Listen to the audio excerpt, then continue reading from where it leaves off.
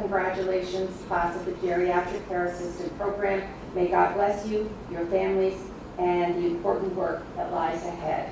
Thank you.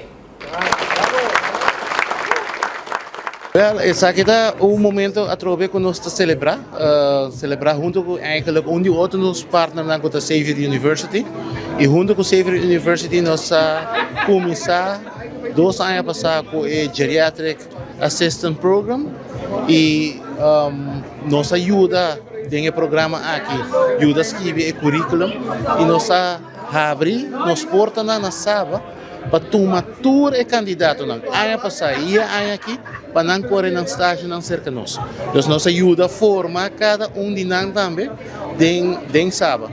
So, há um motivo muito grande que nós estamos celebrar é de 2 grupos que acabam aqui como Geriatric Assistant Program e com êxito e essa aqui está onde funciona, onde trabalha que também está pouco necessário último tempo não que também bem mirando o candidato de 60 adulto na maior que nós também tem aqui na Nauru.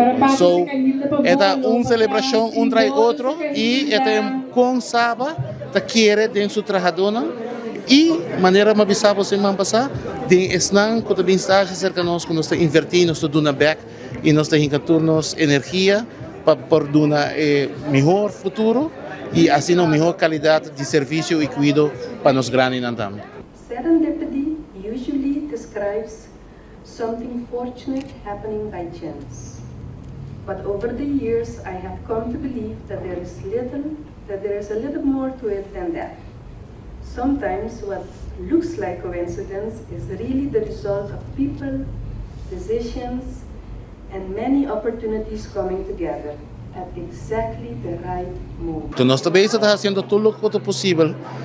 Já nós bestellen nosso material na cava para nós poder abrir o evento aqui na Lenovo e o que nós estamos fazendo agora aqui é invertir em pessoa, em gente, em empregado, para assim nós temos suficiente gente qualificada para nós poder estar trabalhando o evento novo aqui também.